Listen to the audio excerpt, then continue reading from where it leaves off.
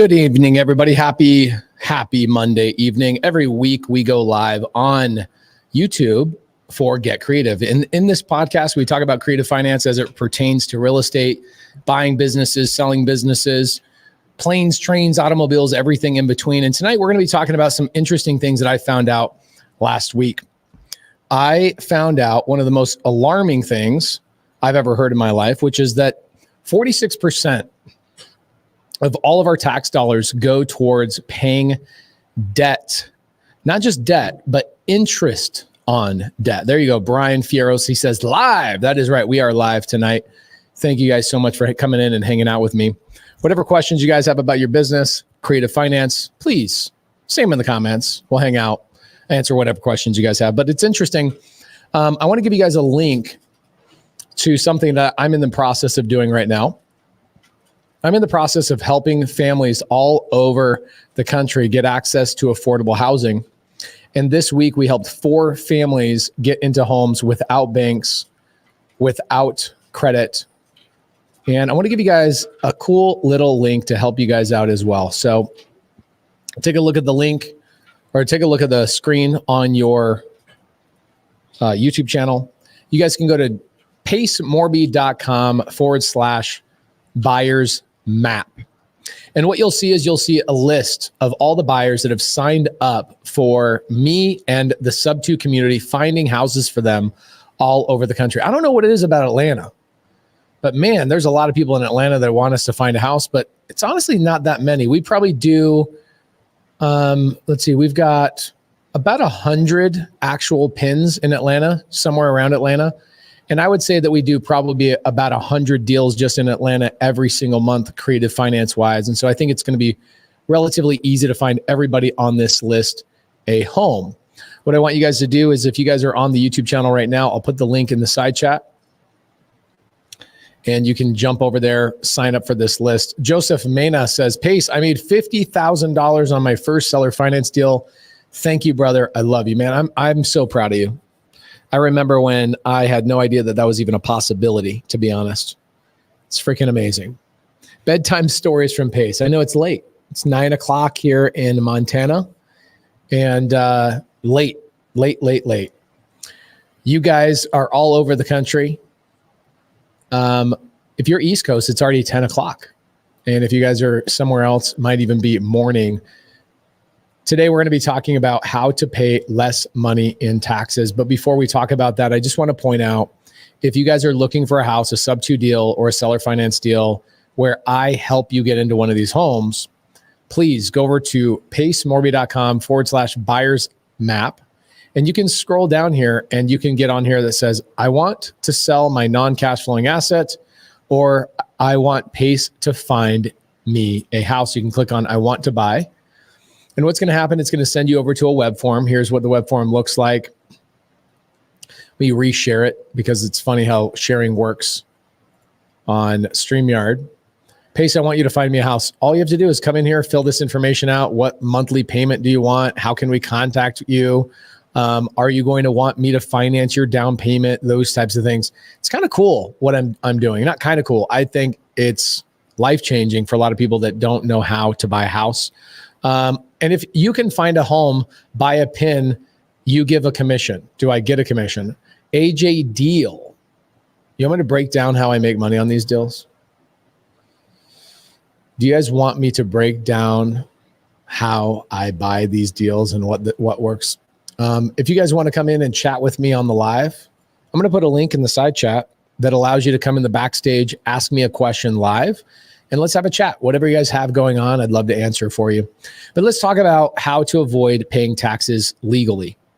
The number one thing that we are doing as real estate investors is we are following the tax code. And the tax code allows us, okay, the IRS rewards us to, they reward us for buying real estate. And the reason why, okay, the reason why they want us to buy real estate is because they want us to solve one big problem. The problem they want us to solve is affordable housing. Okay, so they want us to solve affordable housing. And why is that? Why does the government want individual investors to solve affordable housing? Well, I'll show you in a really simple article. The reason being is that the government doesn't know how to do affordable housing. They never have. I don't know that they ever will. And I'll kind of prove it to you. I'll show you this cool article talking about how Los Angeles is building housing now for people, and they are doing it for homeless people. So let's check this out. Housing, homeless, Los Angeles. And I'm going to say high rise. Check this out. High rise. Ooh. Check it out. You can see right here, they're cutting. It's a ribbon cutting ceremony a month ago. Sad that not many people ever even know this. But what's happening is you guys can see right here underneath the comments, they're deleting everybody's negative comments. Okay. They're saying they won't let me post what should be said. Okay.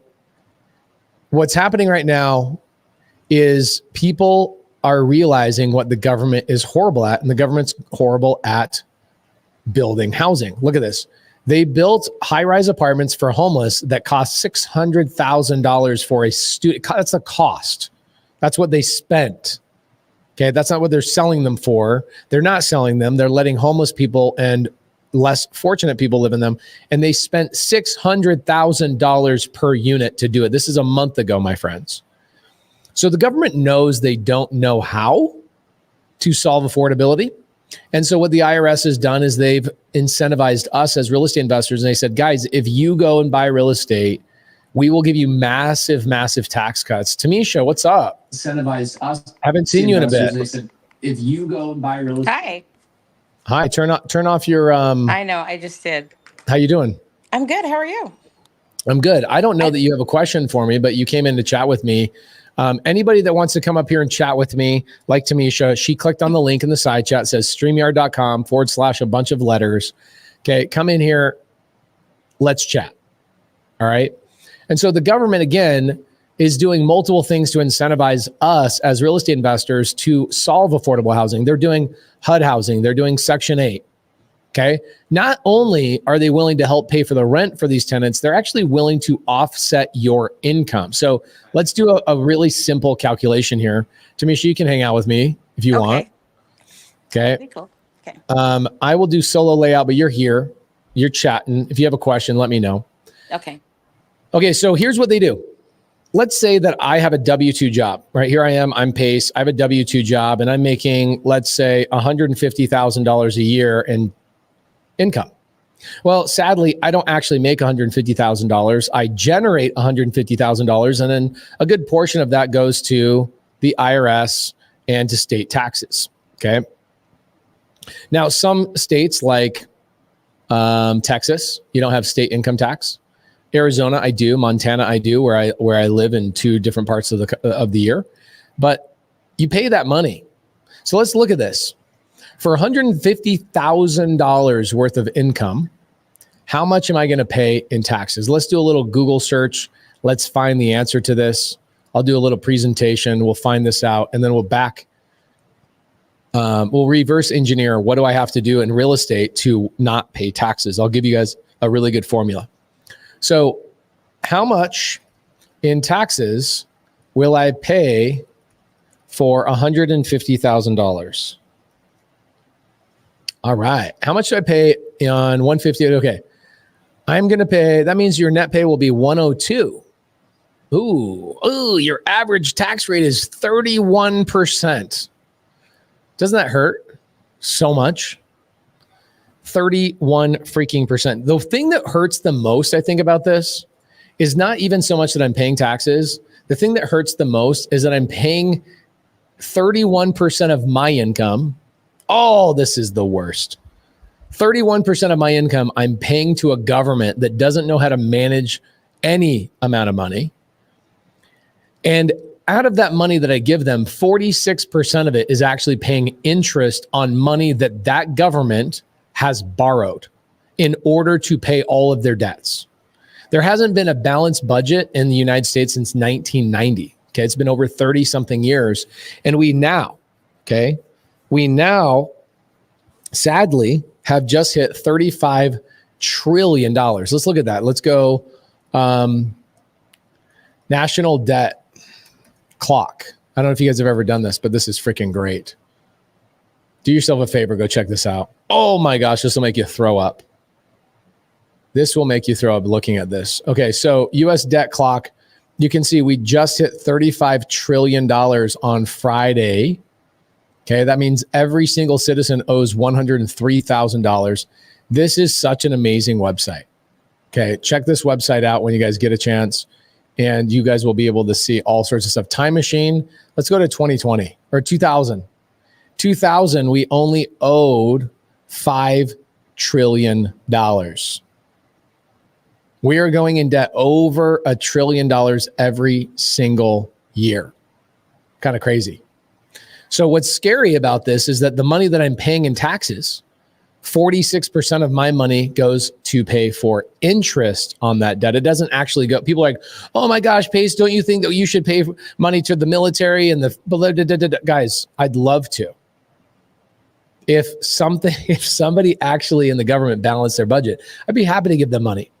Now, I'm not opposed to paying taxes. Let's talk about that for a second. I'm not opposed to paying taxes. Last year, I paid $4 million in taxes. Wait, Pace, I thought you said you don't pay money in taxes. I don't. I don't pay money in income taxes. Okay. I pay money in stuff like state income tax. I love paying my state income tax. Why? Because that pays for the police in my state, pays for all of those amazing things, parks, etc. I pay property taxes. Think about all the properties that I pay taxes on. I so love paying for property taxes. Why? Because that pays for schools and roads. I also pay consumption tax. What's a consumption tax? A consumption tax means that when I consume something like gasoline, the gasoline tax goes to paying for the roads and the bridges and all of those types of things that I get to enjoy as a citizen. So last year, I paid $4 million in taxes. Okay, $4 million in taxes on those things combined. So I'm not opposed to paying taxes. I love paying them. However, I paid 0 federal taxes. So I'm going to show you how I do that. There's a lot of things, pretty obvious things, like I have a YouTube channel, right? So if I make, this is good. This is such a good example. I have multiple different businesses, but let's say one of my businesses I have is I wholesale a house and I make $15,000 wholesaling that house. Okay. Anybody else that made $15,000 wholesaling that house is going to pay what? 31% is what I think what we just figured out on that chart. 31% of that money's gone. That sucks. So I didn't make 15,000. I produced 15,000 and I paid 31% in federal tax plus state. So let's just say I walk away with $10,000 in that situation. Okay, that's cool. I actually netted $10,000. I'm okay with that. But the way that maybe offsets work or write-offs work is I also have another business, and that business is me being a YouTuber. So let's say that I take this 15,000 instead of paying it to the IRS. I take this 15,000 and I go and buy a camera. Okay, the camera I use is the FX3 by Sony. I have a lot of G Master lenses. These are very expensive pieces of equipment. I have a lot of microphones, all these things. And I go and spend $15,000 on those items for another business.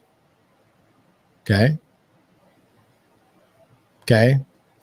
Where do I pay taxes in that situation? I pay $0 in taxes because I used this income, went and paid for things that gave me a dollar for dollar write-off. So I was able to write off that full $15,000. So at the end of the year, here's how it works.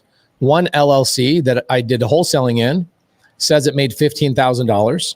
And another LLC that I do YouTubing in says it spent $15,000 on expenses. Okay, equipment, etc. So one says negative $15,000. I'm making this very simple for the CPAs out there. They're like, it's not that simple. Yes, it actually is. Okay, you guys overcomplicate it. It's actually very simple. So at the end of the day, I report to the IRS that I have $0 of income that I was able to take home. That's one way of doing it. That's pretty simple, right? I could do this with my cell phone bill, insurance, my car, my gas. Every single thing that you can imagine in my life is a write-off. Even my travel for my kids. So let's say I go to Disneyland, I have a family trust. Okay. My family trust is going to be taken over by my children at some point. And so everything that we do is for educational purposes. Okay. So if my kids go on a flight with me, they're learning.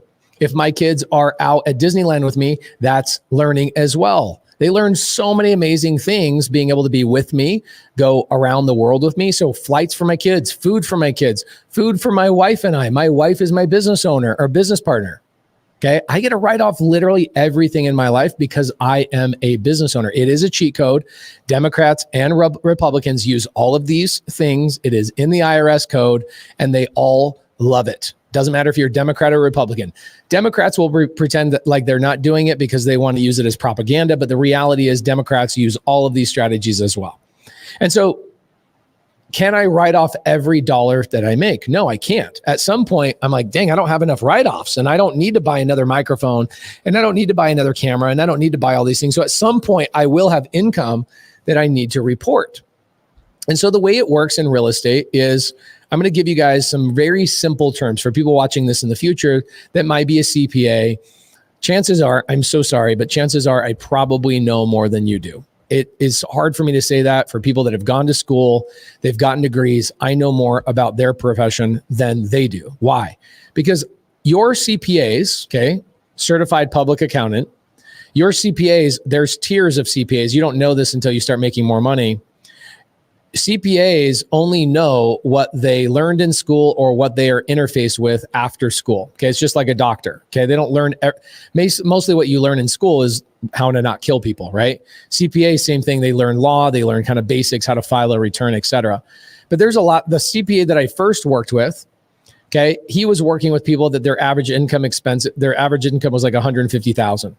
And at some point when I break out of that, I had to go and change my CPA to people that make $1 million a year and $5 million a year and even more. And now I have a CPA that is dedicated to my team. I never thought that would be the case. I have a CPA, his name is Brandon, who's just on my team. He manages just my stuff. That's crazy to think about, right? There's echelons to this. At some point, you will have professionals that are just dedicated to you. And you have to upgrade along the way. And the reason why I say that is because you will run into CPAs that don't know some of the things I'm going to tell you about. These CPAs, okay, are the people that I learned I need to stay away from. I did an interview with a CPA probably about 7, maybe 8 years ago. I was in a mastermind. Mastermind's just a group of people that get together and share ideas and they spend money to be in that room. And I'm in this mastermind. I'm talking to a guy named Brian Kandeski, and I say, "Hey, Brian, who's your CPA? I need to get a different CPA. I'm done paying taxes." And he gives me his CPA. I go down to a CPA. I sit in her office, and I said, "Do you have any clients that are not paying federal income tax?" I read about it in this book. I read about it in this book. I saw it on a YouTube channel. I saw it's real. She says, "Absolutely not. That is not possible. Every one of my clients is paying at least 20%. Every one of my clients is paying 20% or more." And I said, "What's your consultation fee? I'll pay that and I'm on my way." I want to work with CPAs that their goal is to help their clients not pay taxes, right? I don't want to go work and pay all my money to federal income tax. I'm sorry. Okay. People that say, "Oh, pay your fair share." Again, go to the beginning of the YouTube channel. I paid more money in taxes on property taxes, state income taxes, consumption tax than most people will make in their entire lifetime. I've paid my fair share. I've done my hard work. I've sacrificed my weekends, my health, my everything to get ahead. And now I'm paying $4 million a year in taxes. I'm okay saying that I don't pay federal income taxes. And here's how I do it. So the IRS code allows you to buy real estate and do something called, I hate the word that they use for this, but they use the word depreciation. Okay. I am allowed to use something called depreciation to offset my income. Okay. Now, Caitlin, I remember you. We hung out on Instagram a couple of weeks ago, right? Yeah. Hi. Hi. How you doing? Good. How are you? You learning some fun stuff today? Yeah, I'm really interested. I don't want to pay taxes. Yeah, I don't either. It sucks. Okay, so here's how I do it. All right, let's go back to this. And if you got questions, just speak up and say, "Oh, I don't understand that." You are here. I can hear you. I just went full screen. You are still here with me. Okay. Thank you. So check this out. If I want to go and if I'm making $150,000 a year, I want to know how much real estate do I need to buy this year to offset my income? That's what I want to know. That's the calculation we're going to come up with right now. Okay, there's people in here that are at $60 or $70 or $80,000. This will all work for you as well. But I'm just going to kind of choose $150,000 mark. Is that okay with everybody? Caitlin, is that okay with you? Tamisha, are you okay with that? Yep. Do you want me to choose a different dollar amount? Nope. Okay. So I make $150,000. I'm looking at my tax bill. My tax bill is going to be 30% of this. So I'm going to be somewhere around, let's see, 30% of 150. Man, really? I'm like $45,000 that I have. I'm staring down the barrel of a $45,000 tax bill. I want to figure out, how do I get rid of that tax bill? Okay, cool. Now, here's what sucks being a W-2 earner. What sucks about being a W-2 earner is you guys give your income to the IRS a year before it's even due.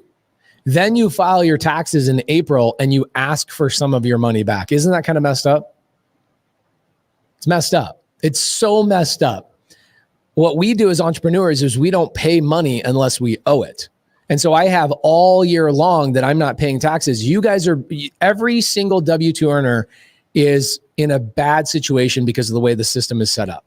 Okay. Now you can claim 0 on your taxes and you can keep all your money. Okay. You can keep all your money up front and not pay it. Caitlin, do you have a W-2 job? No. Okay. Not Do you right have now. do you have a job, or have you had a W-2 job? Yeah.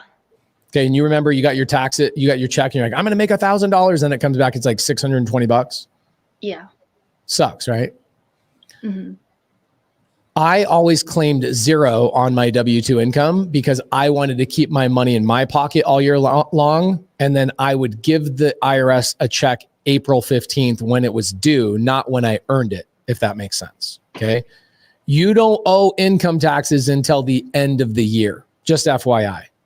And so it's everybody that has a W-2 is at a disadvantage. And if you know this, you can very quickly go, I'm filing 0. I'm going to go get a rental property and I'm not going to pay any of that money in taxes. Okay. So check this out. Let's go back to the math on this. It's very simple. And Caitlin, you have your calculator with you today? I have my phone. Yeah. Love it. We're going to make you do some of that work. Okay. So my goal is I want to offset this $45,000 tax bill before it's due April 15th, correct? Yeah. Cool. So I'm going to use this amazing tool called Depreciation that the IRS gives me. And here's how it works. It's kind of funky why the IRS does this, but they do it. The IRS says, hey, Caitlin, if you buy this house for $250,000, let's, what, you know, the median household prices in America, Caitlin? Like 300,000, 400,000. $431,000. Let's pull it. Let's just Google it right now. It changes every single week, but let's say median house price USA. I think it's 430. Okay. 412,000. So let's just put, instead of 430 or 412, let's just make it really simple. Let's just say 400. Okay. Cool. So let's say I go buy a rental property for $400,000. Now we can buy this SubTo.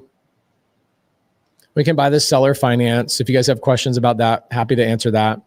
We don't have to actually use a bank. We don't have to have down payments. We don't have to have credit. That's kind of the cheat code on top of the cheat code on top of the cheat code. And I can get to that in a little bit. But let's say I go buy a deal. All right. Oh, no, man. You know what I should do? I should give you an actual address that I just purchased and tell you the exact numbers of what I bought it for, how I found the deal, and I'll tell you how much money in taxes I'm saving. Is that cool, Caitlin? Yeah, of course. Okay, cool.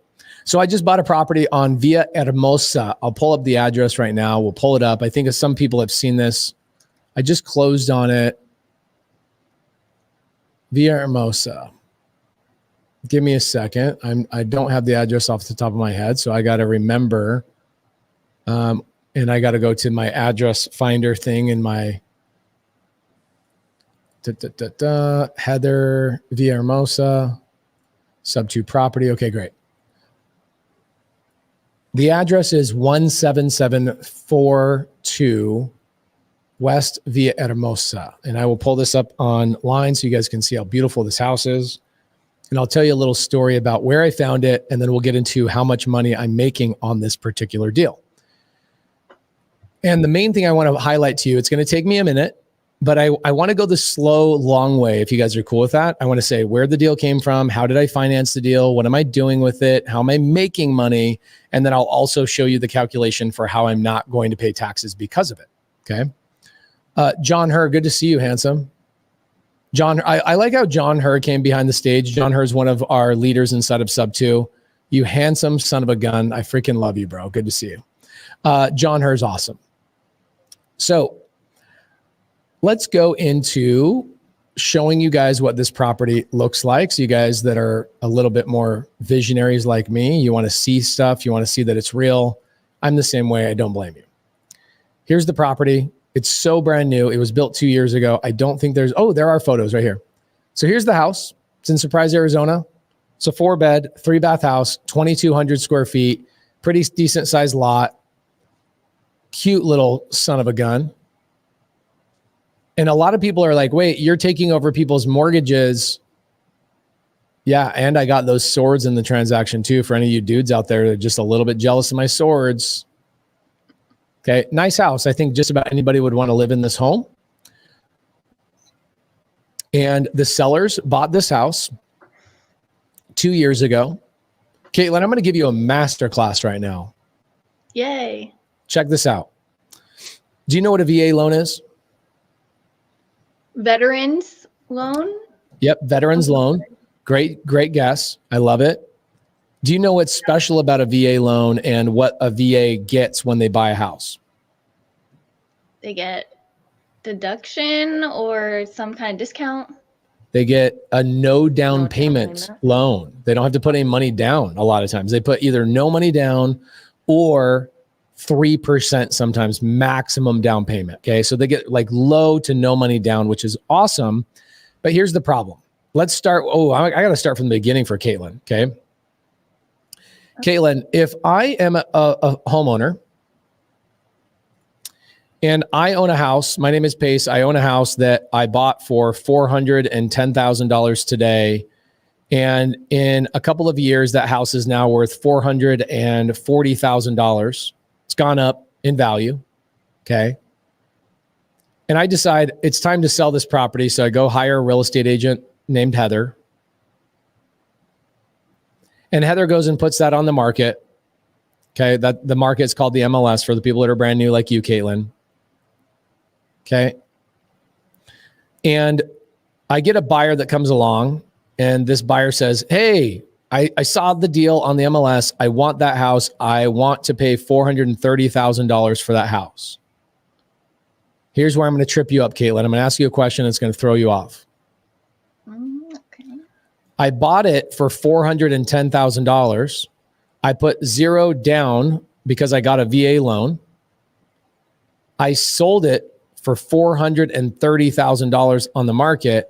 How much money as the seller, I'm the seller, after I pay off my loan of $410,000, how much money will I have left over? Not a lot. I know I'm thinking that the part where I'm going to get tripped up is that there's fees to pay when you sell it, so they're going to make less money. That you got it. You're heading in the right direction. The average cost to sell a house in the United States is about 10% of the sales price. Okay. So what does that mean? That means the cost to sell it is going to be about $43,000 out of my pocket as the seller. The seller pays these costs. What are those costs? First cost is the agent that is representing me, 3%.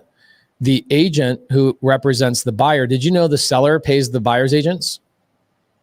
So the agent that represents the buyer, the seller has to pay that commission. Did you know that? No. That's crazy, right? But that is how it's in a 99.9% of transactions. The seller is responsible for paying both agents. It's always been that way. It will usually always be that way, no matter what the laws state or change, or National Association of Realtors. You're so far behind on some new legislation. I'm not even going to go there. But we can already see that 6% is just in those agents. But what about the company that's doing the closing? What about the title rep? What about the escrow officer? What about the person that's doing the appraisal? What about the person that's doing the inspection? What about the lender fees, right? There's all these things that get paid, and all these people get paid when a real estate transaction closes, that add up between 4 to 5% of the sales price of that home. And that primarily falls on the seller's shoulders. This is why it costs 10% to sell a house. Does that make sense, Caitlin? Yeah. So how much money? I'm going to ask you the question again. If I bought my house for $410, I put no money down, I sell my house for $430, how much money am I walking away with? Oh, 10,000. You're going to walk away, right? It's 410, right? So I'm the seller. I've got a debt of $410,000 with my bank, my VA loan. The buyer comes to the table and brings $430,000. And out of that $430,000, we have to pay off my loan. And then I have to pay $43,000 in costs. So my total cost of this to sell is $443,000 is my cost, paying off the loan plus those fees. Okay. So you're going to go negative. There you go. So that seller that just bought that house, Caitlin, the one that I just showed you on Via Hermosa, is going to write a check to lose that house. They're going to write a check out of pocket, $13,000. Does that make sense? Yeah. Okay. Now, this is why they couldn't sell the house, is because they're like, I don't have the money I don't have the ability to just lose that money. This is crazy. Or Don Neff said it's 17,000. Cool. Either way, when I come to the table and I say, hey, right, here's the seller, here's the agent, Heather, who had it listed. And I come to the table and I go, hey guys, hi, I have a solution. I can pay that seller $7,000 and I can pay the agent $7,000, and I will pay all the closing costs on my side. The main thing I want is I want the 4% interest rate that goes with that house. Would you be willing to do that? What do you think they're going to say when I say, I'll give you 7 and I can save you from losing 17? Yes. Okay. It's not really a hard sell, is it? Pretty easy. So agent gets paid, Heather gets paid, seller gets paid $7,000. Okay. Now you're going to ask the question of, where did that money come from? If Pace is in the deal, no money out of pocket, where the heck does that money come from? Well, here's all the things I had to pay for. Seller, they got $7,000. Agent, they got $7,000. I used a title company called Creative Title and Escrow, and Creative Title and Escrow charged me $5,000.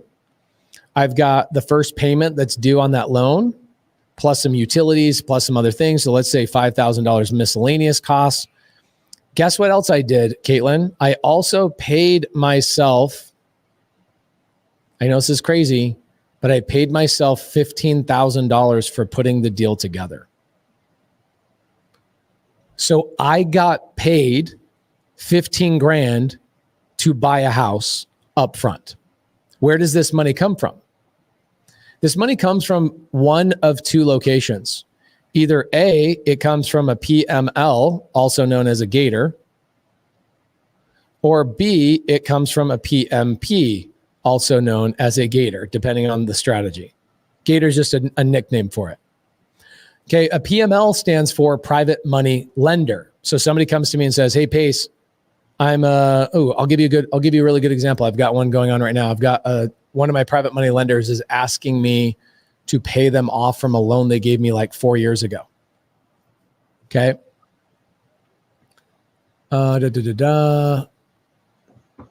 want to show this to you guys so you can see the visual that this happens all the time. This is a live deal. Okay, so this is my deal. Desiree sends us an email and she says, "Hey, Where is this? Where's Desiree? This was a couple of days ago. Okay, right here. Desiree says, this is my private money lender. She's the lady that helped me do a deal on 17th. A couple of years ago, I bought a property on 17th Street. And she's saying, hey, her email was originally, hey, I'm looking to pull $35,000 out of some of the money I loaned you. The money she loaned us was back in 2021, I think. So we've had her money for 3 years. She wants her money, some of her money back because her husband is starting a trucking company. Kind of cool, right? I showed that to you because I want you to know this happens all the time. These are things I deal with all the time. So this private money lender named Desiree, where'd you find that lady? Oh my gosh, man, I could give you a master class. Where did I find that private money lender, Caitlin? Where do you think? Your community? This was before I created my community, but now that's primarily where I get my private money. This was a seller. She sold her house to me, and the money she received from selling her house to me, I ended up flipping it, but she received $110,000. And I asked Desiree, say, what are you going to do with that $110,000? And she says, well, I'm going to go pay off my van. I'm going to go pay off this credit card, and I'm going to go debt free. And I said, what if I just paid you $1,000 a month for letting me have that $110,000 and allowing me to go buy deals with that money? And she says, oh my gosh, that'd be great. I could pay my credit card payment. I could pay my my van payment and have money left over every single month. And that's amazing. It's all interest. Oh my gosh, I love this. So she gave me $110,000. She's asking for $35,000 back 3 years later. Okay. What does she do for a living? Is she a multimillionaire? No, she's a nurse 3 days a week. She's got 3 kids. She doesn't know how to invest. And so she puts her money with people like me. Pretty simple. I didn't go to like a country club, and I didn't have to go pitch her, and I'd have to like have a PDF and like all this credibility to go get her money. I just said, hey, I have other deals going on. Would you let me have some of your money? Okay. Pretty simple. So, yeah, Mike Johnson says you bought her house. I did buy her house. Matt Browning says, was the veteran not care about his ability using his eligibility moving forward? Matt, that's a really great question. Veterans have the ability to buy houses moving forward, even if they sell their house to us subject to. They have entitlements. Usually the average entitlement, man, we're going all over the place today. I got to give Caitlin a simple track to go down. You're deviating, Matt, but I've never had a veteran not be able to buy a house after I sold or bought their house sub-2. Okay. All right. So let's go back to this. So I needed this money, right? So I went to one of my private money lenders and I said, hey, I need to get 7, 14, 19, 24. I need $39,000 from you on this house. Will you give me that money? And I will pay you $350 a month in interest. Private money lender says, yes, absolutely. So Caitlin, can you see how I bought this house? I didn't use credit because I just took over somebody else's payments. I didn't have to go to a bank because I just took over somebody else's payments. I didn't have to get Social Security check. I didn't have to get a bank check. Nobody cared what my W-2 was. Can you see how that's possible to do that? Yes. At least theoretically, right? You didn't like go to the title company and watch it happen, and then you see where that money comes from because I'm going to pay closing costs. I'm going to give a little bit of money to the seller, all that kind of stuff.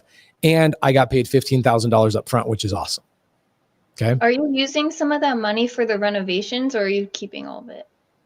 You tell me if this house needs renovations. No. Probably Right. not. So when I have a house that needs renovations, then I will just borrow a little bit more money for the renovations. But this particular example did not have any renovations. Are you saving sense? any of that? Saving what? The $15,000 for like anything down the line because you're renting it out, like in case of repairs or something? No, maybe like a couple $1,000, but really my cash flow does that for me. So we'll have a separate bank account for that specific house. And when the cash flow comes in, let's say it's $300-$400 more than what my payment is. For the first like 6 to 7 months, I don't touch the cash flow. I just let it stack and I build what is called a war chest. And then I use that money to use for the a broken window. My tenant moved out. Something happened. I need to fix it type of thing. That comes out of my future cash flow.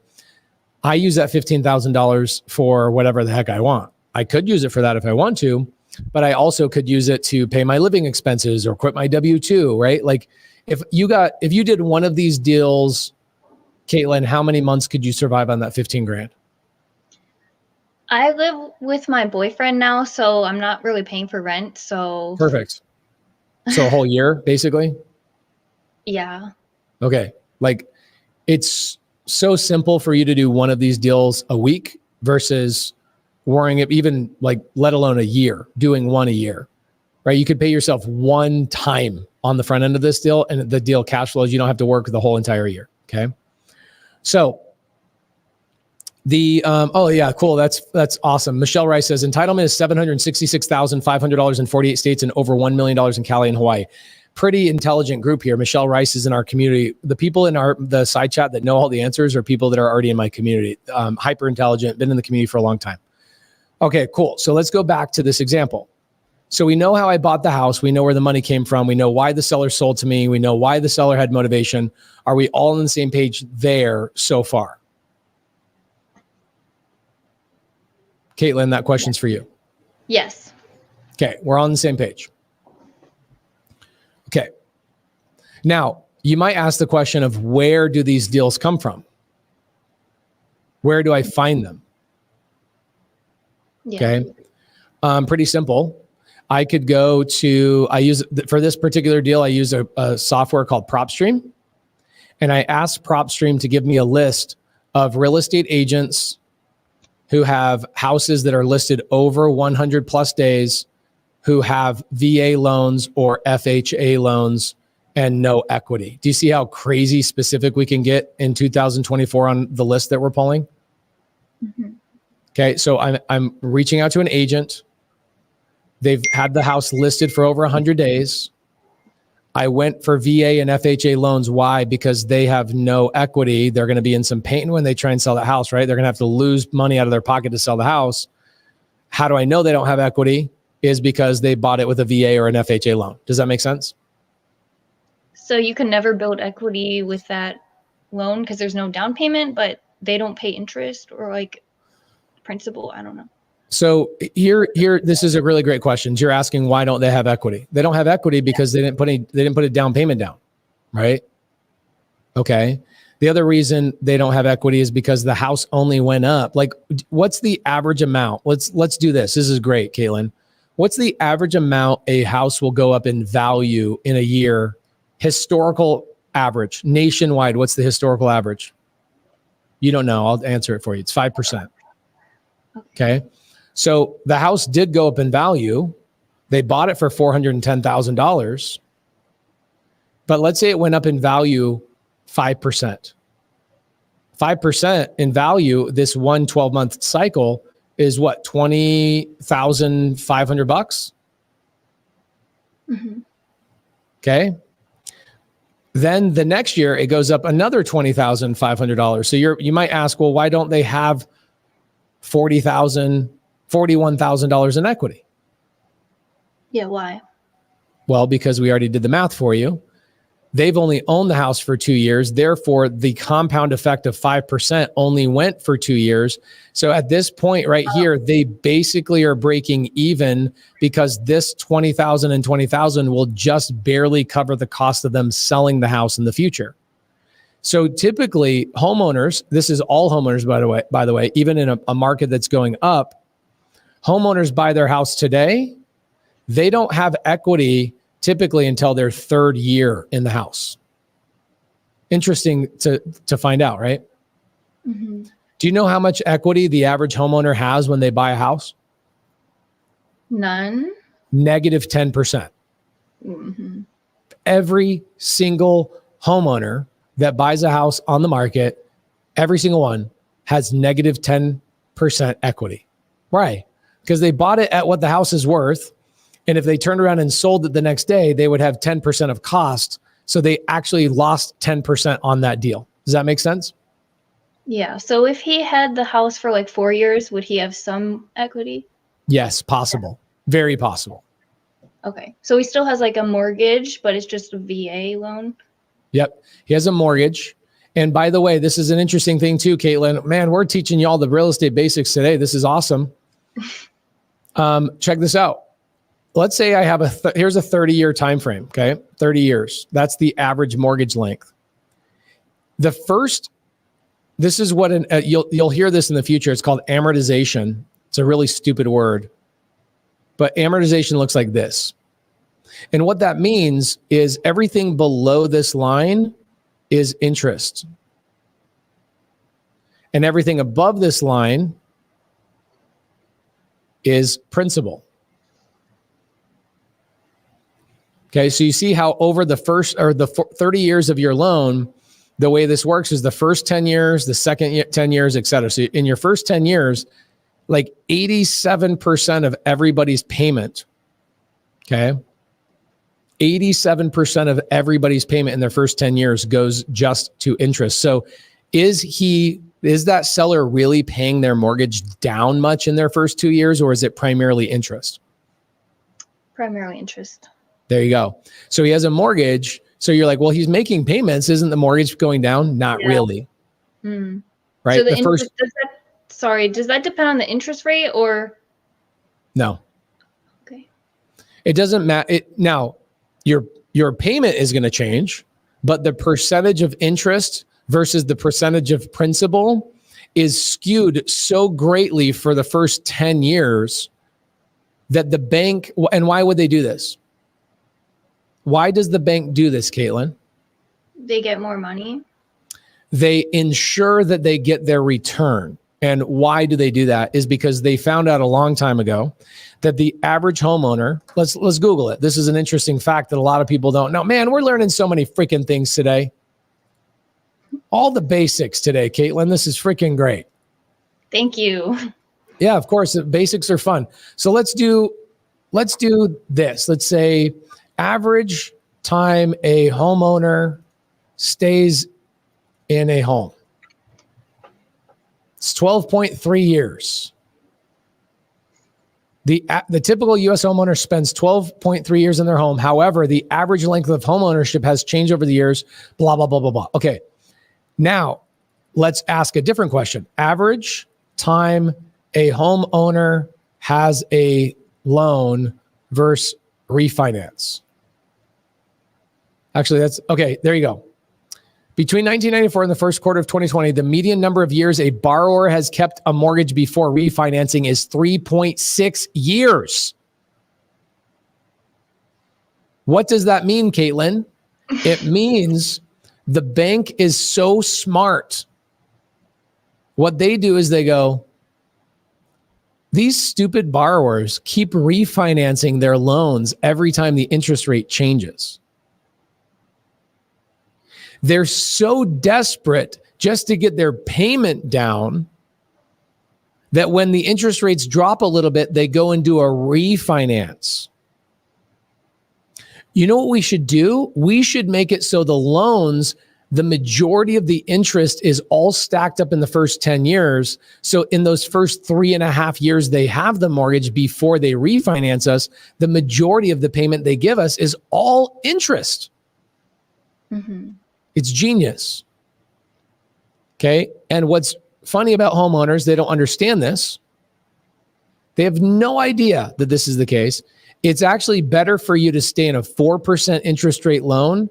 Let's say you get to year 4 and interest rates go back down. Let's say interest rates go to 3.5%. The average homeowner goes, oh, I'm going to refinance because my payment will go down at 3.5%.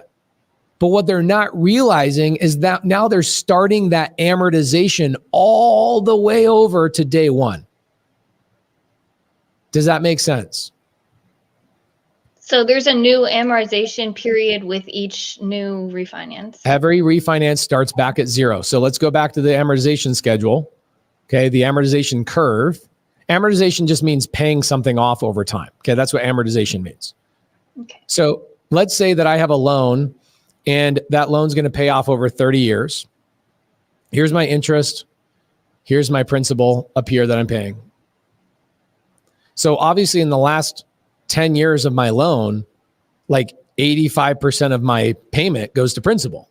This is when you actually start paying your house off. In your second 10 years, right? The second chunk right here. So let's say here's today, starting right here.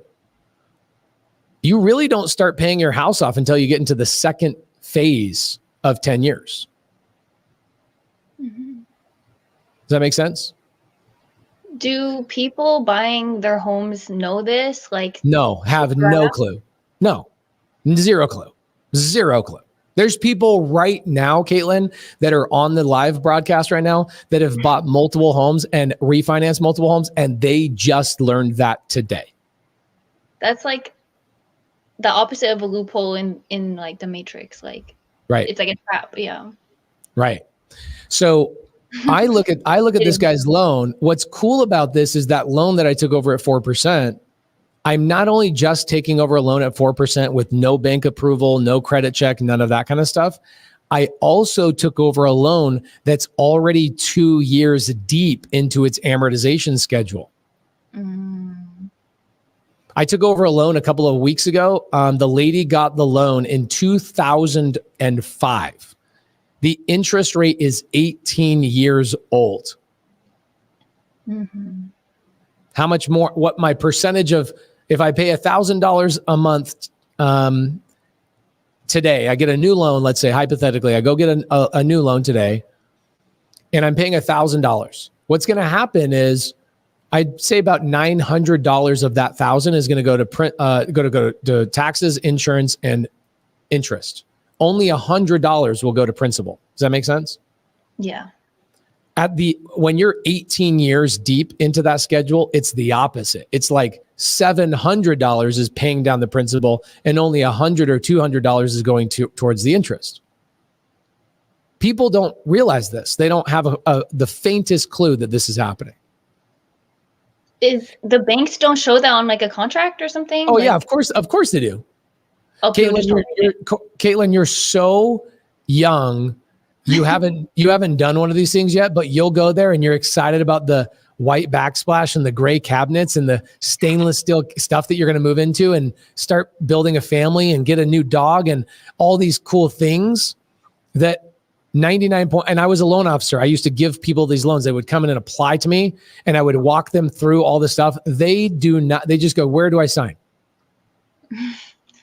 So it's like emotional. It's not like, it's some parts logical, but they don't go thoroughly in the contract to understand that. No, they go through it. But I mean, if you've ever seen me sign a contract on YouTube, I'll go, yeah, just tell me where to sign, because I know the contract. People now, like when they're getting a loan, they're like, just tell me where to sign. They don't want to know. Nobody wants to know. Tell me I'm wrong, guys. Yeah, Chris Byers, right? He says you're signing a million documents too.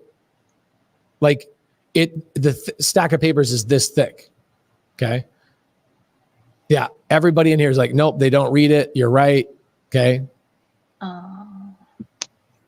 This is not something I made up. It's something I learned. I'm like, how do you not know that your loan is 18 years old? Okay. Like, Caitlin, check this out. I'll tell you, this is another deal I just bought a couple weeks ago. And you can go listen to the call I had with the seller. I recorded the entire appointment. Let me pull it up. I can share this with you guys. Okay.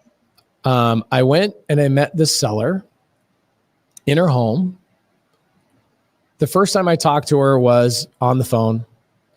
And that is, let's see here. Let's go videos.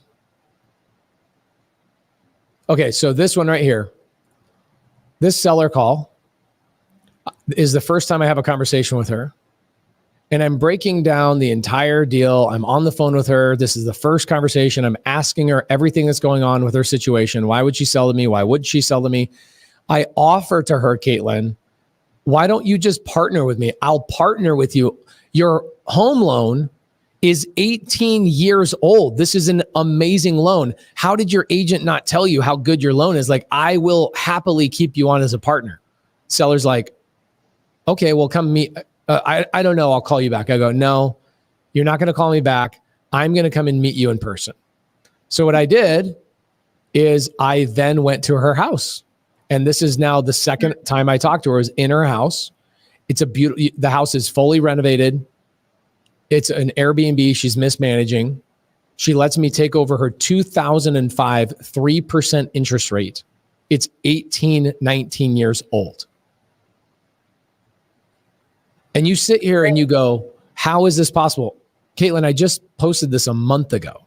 This is happening right now. The seller is like, I don't want to deal with the house. I want to be done with the house. Take the keys, give me a couple $1,000 and I want to be gone. I want to do that too. Yeah, they're everywhere. Okay. So yeah, people are like, that video was so good. You get more conversions meeting in person, always. You always get more conversions meeting in person. I stopped meeting in person a couple of years ago. I still do it for fun, but I don't do it really that often anymore. Okay. More reason to do creative. Yeah. Al Edmondson's like, I've never thought about this. I get my average loan that I get, Caitlin, is under 3% and is over 7 years old. Think about that. Somebody's giving me a 3% rate when the interest rates right now are 8%, and they're letting me take over a loan that's 7 years old. Where is that on the graph? Like, how far in the middle would you say? On the graph, great question. On the graph, that is like right here. It's right before it's about to start turning into something juicy. So 18 years is like over halfway? Or 18 years is like, so it's 30 years, right? So you got to look at this as in 10-year increments, 10, 10, and 10. Okay. 18 years is like right before it gets into the last 10 years of the loan. Nice. It's so good. Like, it's unbelievable. And the reason why I'm spending the time on this is because I want to tell you all the different ways you make money as a real estate investor. You don't just make money as cash flow. Like, people go, oh, you're making money as cash flow. No. I make money so many different ways. And I want to show you all the benefits of buying real estate today. And one of those benefits is the taxes. Okay. So we know where I found the deal. I found the deal on PropStream. It was an agent that was having a hard time selling the house. How many of these opportunities pop up every day? 15,000. 15,000 agents get fired every single day. Okay. X Capital says, hey, but Pace was the 2 LLCs part of writing off expenses, something we can chat with Prime. Yes. If you guys are trying to get your taxes done, oh, this is great. A couple of good questions for you guys. I'll hammer home. Yes, go to startwithprime.com, and Prime does all my LLCs. They do all my taxes. They do all my stuff. Startwithprime.com. Okay. Then Ripple Effect says, what's the best way to get good leads just starting? Here's what I would do. DM me the word leads, and I will give you a replay of a 3-hour training I did showing people how to generate 25 leads in 25 minutes. Just DM me the word leads or lead or give me leads or Pace, I want that training. I don't care what you type. Somebody on my team will give it to you. 90% of the time I answer my DMs, but sometimes people are helping in there. Okay. Okay. Rob Russo says, but what about the lower loan balance and higher equity on a later year loan? Great question. What I would do, my friend, I don't have time to answer that question in depth. Here's what I would do. I would go to my YouTube channel, and I want you to type in a very specific word on my YouTube channel, and that word is, go to YouTube, and let's type in Pace Morby Hybrid. I want you to type in and watch the videos I've done on hybrid deals, okay? Multiple videos on hybrids, okay? And that answers it. If the seller does have equity, how do I do the deal? Okay, go answer these questions. Jerry Norton, one of my best friends, him and I did a whole masterclass on YouTube. Okay, go watch that. Type in hybrid. All right, awesome.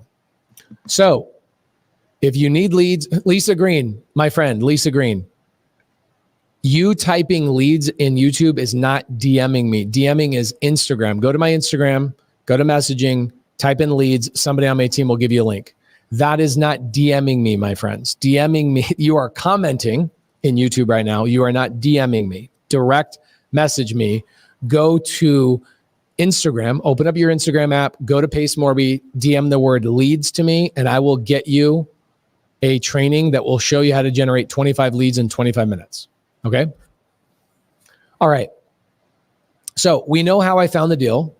You know why the seller was willing to do it. You know where the money came from, and we know what I bought the house for. I'm no money out of my own pocket. I got paid $15,000 to do the deal, like to buy it up front. I am now bringing a tenant into that property, and I will start cash flowing as of Monday of next week. Okay.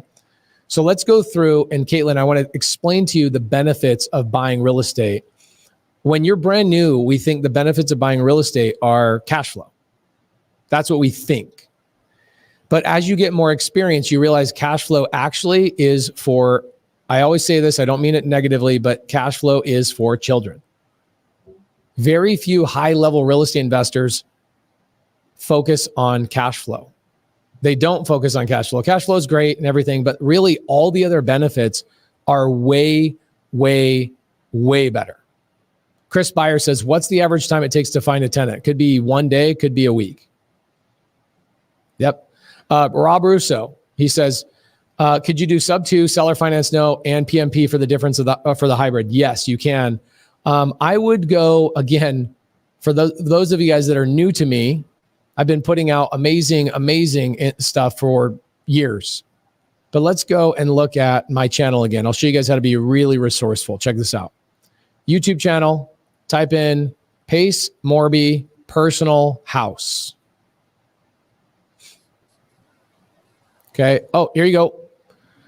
Here's my Arizona home, and how I structured this deal is right here. You guys can type in Pace Morby Personal House, and you can see this particular deal, how I structured it. Really, really great video. And then I also, let's see, Pace Morby, Montana. Oh, that was a couple years ago. Is it worth it? $1. Okay. This video is my house in Montana. I am currently standing right in that door that I'm currently sitting in there right now. Let's see. I don't know if you can even see a video of what this house looks like. Wow. My editing team didn't put any pictures of the actual house. What the heck? Okay. I guess they didn't want to. But this deal is the house I just bought right here. You can see, you can type it in. 210 Kaufman Lane in Kalispell, Montana. That's the address. You can pull it up. I live right here. I bought this house for $3.7 million with $1 down payment and 4% interest. Now, why would I pay $3.7 million? Because it's a ranch and an 8,000 square foot house. I also buy mobile home parks and single mobile homes. I do a lot of Section 8. I do a lot of midterm rentals. I do everything in between. Okay. You can also type in Pace Morby Apartments, and you'll see, here's one I bought, a 265 unit with no money down in Springfield, Illinois. This is my private money lender, Angela. I actually give you Angela's name and her information. This lady gave me $800,000 for this particular deal. Let's see. Anyway, so this is a great deal. Apartments. Let's do another apartment. You want to see another apartment? Let's see, 30 units. Oh, I love this guy. This guy hates me. Pace Morby Exposed. This guy's so great. He's trying to sell a competing coaching product. So he loves to just like bash me up. This guy's great. Okay, cool. So you can, yeah, go ahead. I'm sorry. I didn't mean to interrupt you. Along the lines of finding a tenant that the guy was asking you about, I'm meeting with a homeowner tomorrow that is she's open to SubTo, and her mortgage is like $150,000. Her interest rate is 3.125. I want to say she's selling it for $350. So there's $150 in equity, and she's willing to take payments on that too, right? Yeah, that's called hybrid. Right. I knew it was the hybrid. The question I have though, she wants to stay in it, and I know you're usually against cardinal sin. Yeah, but she's not in foreclosure or anything, so I'm still trying to figure out what her deal is, why she wants to sell it and pay me more money to stay in it. Yeah. So this is, again, like everything about real estate comes down to this little logo I have on my hat, the little bunny ears, right? People think it's it's what is her situation? What is actually going on? Caitlin, you do know about my first deal? How I got my first deal? From The woman that you met? Yeah. The bunnies, with the big bunnies. Yeah. Right. So that lady sold her house to me for 15 grand less than anybody else was offering her because I helped her with her bunnies. Right. And so this little logo bunny ears reminds me, look for the lady's bunnies. So Tamisha is going to have to go talk to the seller and go, well, what's going on? Why are you willing to do this? Why the heck? And I ask that in every appointment. You'll see this in my seller calls. You'll see this in my agent calls, and I'll ask them, so why would the seller be willing to do this? And the funny thing is they always have a good answer. And this lady will have a good answer, Tamisha. I would ask somebody in the SubTo community to maybe get on the phone with you if you need the help. Okay. But man, I wish I could do the call. If you were in SubTo, I'd just do the call for you. Tomorrow's SubTo family night. I would just do the call for you on the Zoom. You should just do it anyway for the story. I got 1,000. I got 1,000 people that love to have me call their sellers. Have one of the SubTo community members in Utah call your seller and have them make a YouTube video. It'd be freaking great. Okay. Last question, then I'll jump on to the main topic at hand. Ripple Effect says, do you think will crash like 2008, and what will happen if it does? Better for wholesale? I don't know. And if I wanted to get clickbait and I wanted to be if I wanted to get people to click on me, I'd be like that. Tom, what's that guy's name? Tom that hates me. I would be like him, and I'd make salacious videos, and I wouldn't provide any actual value. I would just talk about, like, check this out. This is what's so great about YouTube. Okay. I love this about YouTube, and I'm friends with a lot of these guys, but let's look at YouTube for a second. Let's add this to the stage. Let's type in market crash. Okay. Look at this. Massive warning, game over, stock market crash, blah, blah, blah. Fed's crashing. Oh my gosh, watch this before it's too late. Prices are plummeting. This guy's the worst, actually. He's so good at creating like the world is falling apart. Look at those. Everything he has is like, he doesn't have one positive YouTube video. I challenge you to find one positive. Okay. 44 loss. We should be concerned. No one, blah, blah, blah. Prices are plummeting. No one can afford this. This is the new norm. No one wants a job. We should be concerned. Blah, blah, blah, blah, blah, blah, blah, blah, blah, blah, blah, blah. Like, will you be able to afford a house? But this works. This is what people click on. They don't click on my stuff. They click on this stuff, which fine. It's a different demographic. Another one. Let's see, Michael. Let's see, my buddy, John Williams. He is the worst, but he's my friend, so I love him. John Williams, real estate. Check this out. John Williams, every single thumbnail has fire in it, and it's literally the same thing of him holding his face. Check this out. This is too good to make up. It's like, John, you could maybe switch up your photo. Okay. America's sitting or becoming hell, full tour. Phoenix, Arizona has become hell. Are you kidding me? Phoenix is amazing. There's not one positive video on any of this. And he's my friend. I love this guy. He's awesome. Okay. Now let's look at Tax. What's his name? True Tax, I think is his name. He's so good. I actually subscribe to him. Clear Value Tax. Check this out. This guy is what people should be subscribed to, by the way, because he'll never make a video that's incorrect. Look at this. Housing market update. Home prices reach a new record high. This was 7 days ago. Then he does this one. National. Where is this one? So good. He has one a couple months ago that was like inflation, reserves, Trump, Federal Reserve, Supreme Court. Anyway, see, guys like him will come in here and actually tell you the truth. Here's the home prices reaching a record new high, and he'll actually show you proof. Look, this is proof. We've gone up 4%. He's saying the median home price is $442,000. It's gone up 4% year over year nationwide, by the way. This is not in one city. And so you got to be careful of who you listen to, because one person will say the world is falling apart. The other person will say everything's fine and the market is going higher. And the reality is, at the end of the day, if I tell you guys the honest truth, what does it matter if the market's going to crash or not? Truly. Let's say you're buying 1 or 2 rentals a year. What does it matter if the market crashes? Let's look at 2008. Let's look at the home prices. Caitlin, you got time to hang with me for a little bit? Yeah. Okay, let's look at home prices since 2001 chart.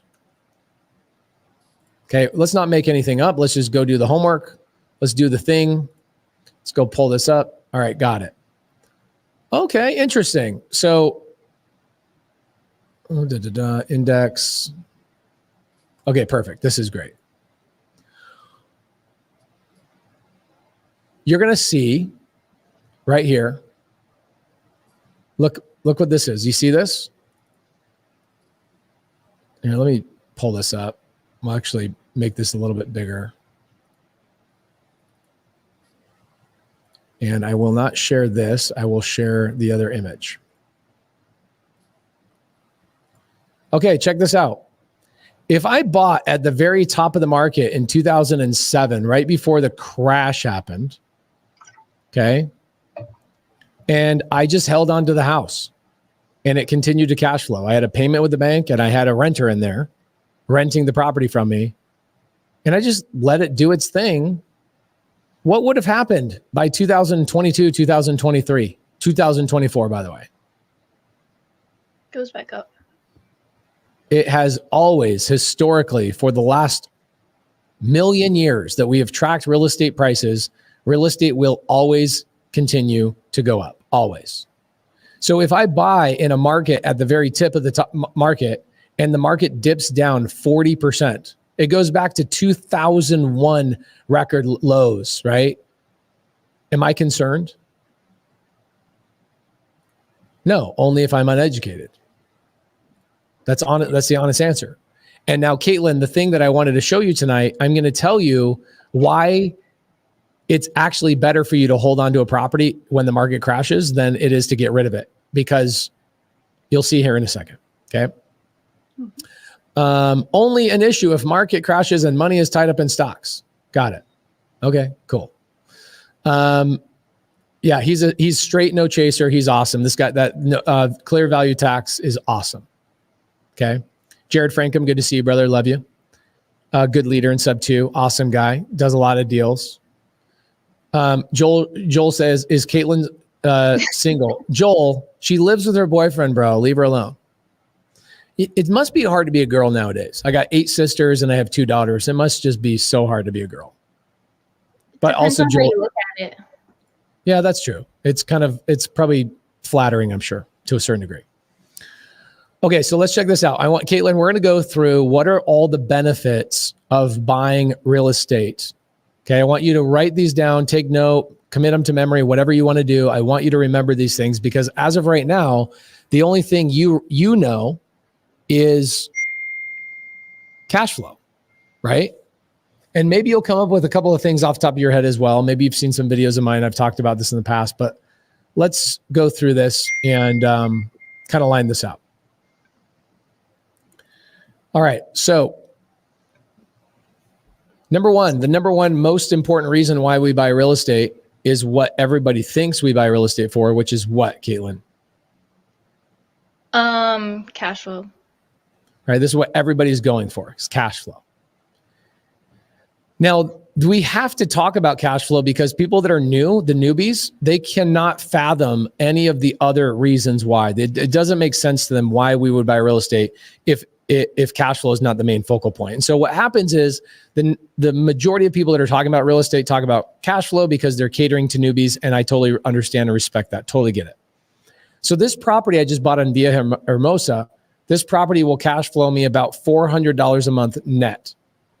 It's not a lot, but it's okay. It's just one house, one door, right? I have 2,132 rentals in my portfolio.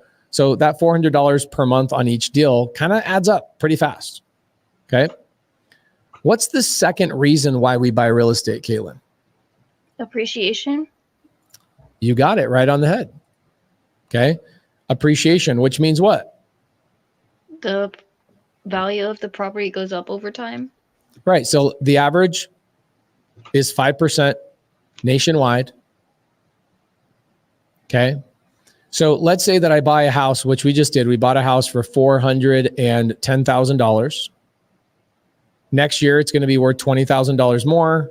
The next year will be $22,000 more. The next year will be $23,000 more. The next year is $24,000 more. Next year after that is, actually, let's do the math. I'll tell you exactly what this house will be worth if we just take, the last 100 years averaged. If I buy a house for $410,000 today, let's do the math. Okay. You need to know these things. This is actually so much more important than anything else I could teach you today is this. Okay, so let's take $410,000. You can put that in your calculator, 410. And I want you to multiply that by 1.05. So next year, this property will be worth $430,500. Cool. I then multiply that by 1.05. It's now worth $452,000. I multiply that by 1.05. It's now worth $475 and $600. Pretty cool. Multiply that by 1.05. And now I'm at 498. Okay. So I went 1 year, 2 year, 3 year, 4 year. So let's take this last year, 1.05. This house in 5 years will be worth $523,275. What's interesting about this, Caitlin, is that in those same 5 years, if I multiply my cash flow $400 a month, okay, times 60 months times 400, I will only cash flow $24,000 in 5 years.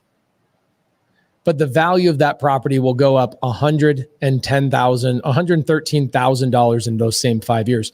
So do you see why we say cash flow is for children? Yeah. Is because that is the smallest benefit you get from taxes.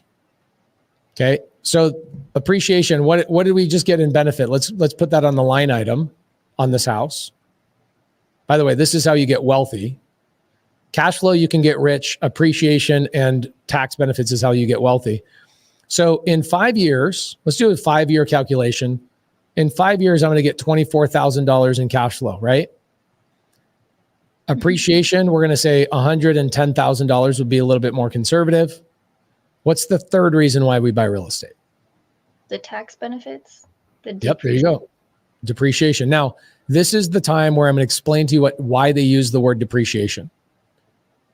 The IRS, Caitlin, says that if you buy this house, they believe that in 27.5 years. Now, why did they come up with that 27 and a half years?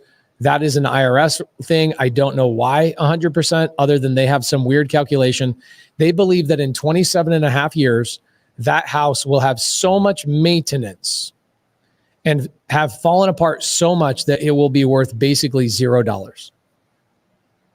That is what the IRS believes, that if you do not take care of this house in 27.5 years, it will be worth no money. Make sense? Yeah. Okay, that's their calculation.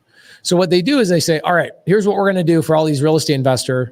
We're going to give them 27 and a half years of a tax benefit against those potential possible repairs.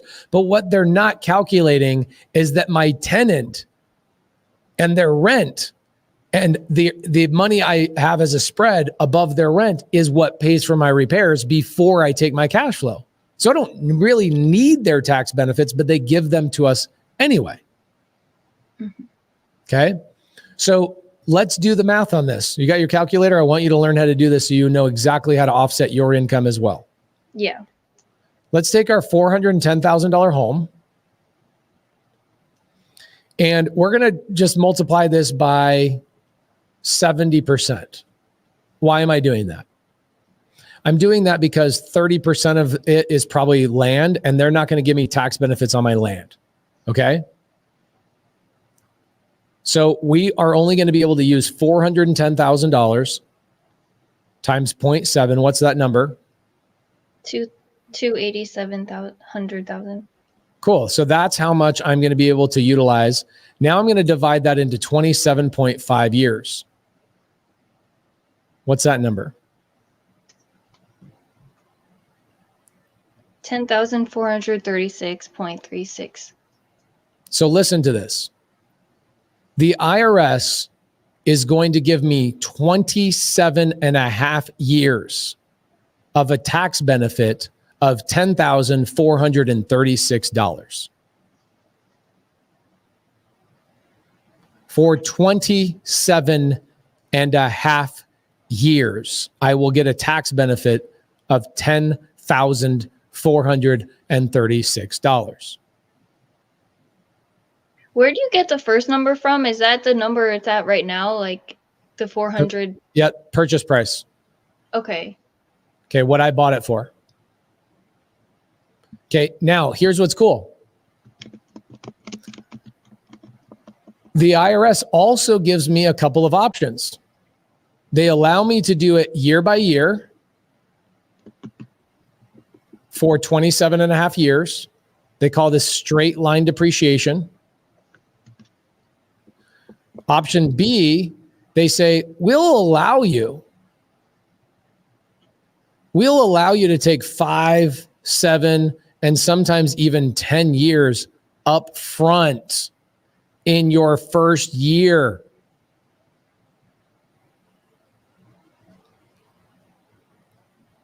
Mm-hmm. Okay. So what does that mean? Let's say that we take 7, let's choose 7 years. That's what I usually do is I choose 7 years. Okay. So let's do the 10,436 times 7 years.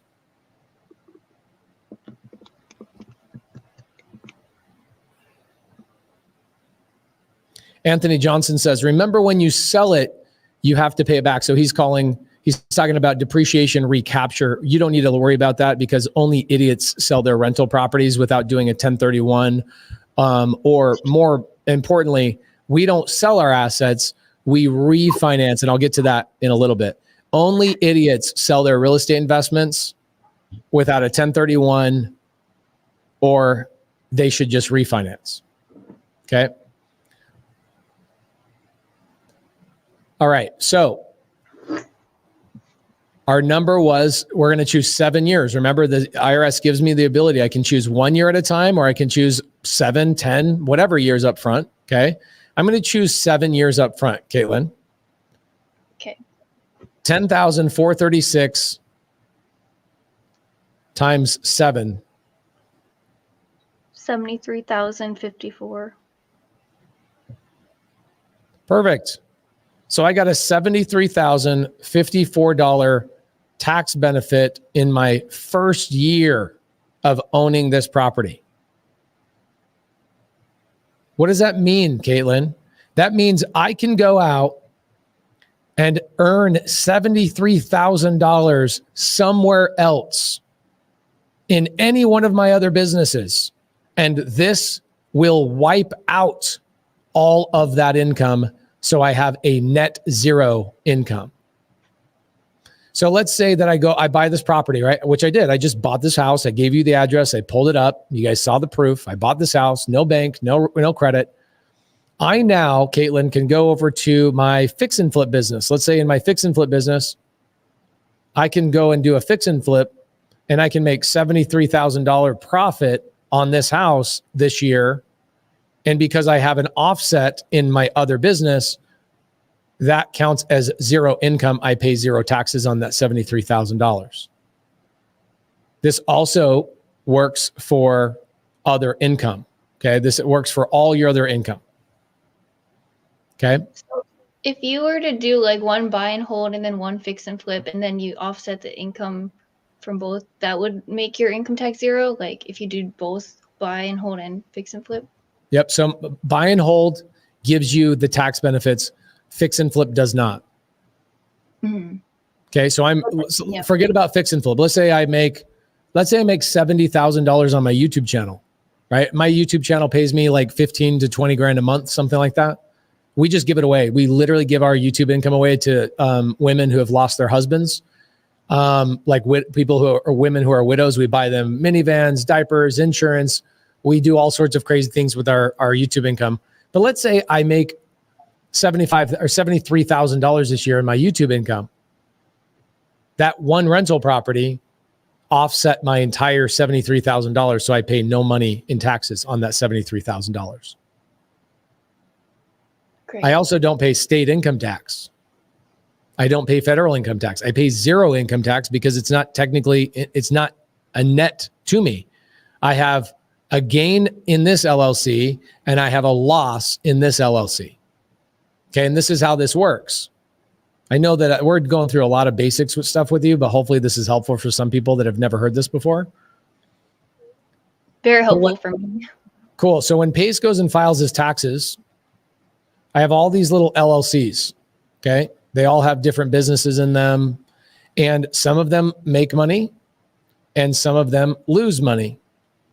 So it kind of would make zero sense for me to pay taxes here, but get a refund here, and then pay taxes here and then get a refund here. Doesn't make sense.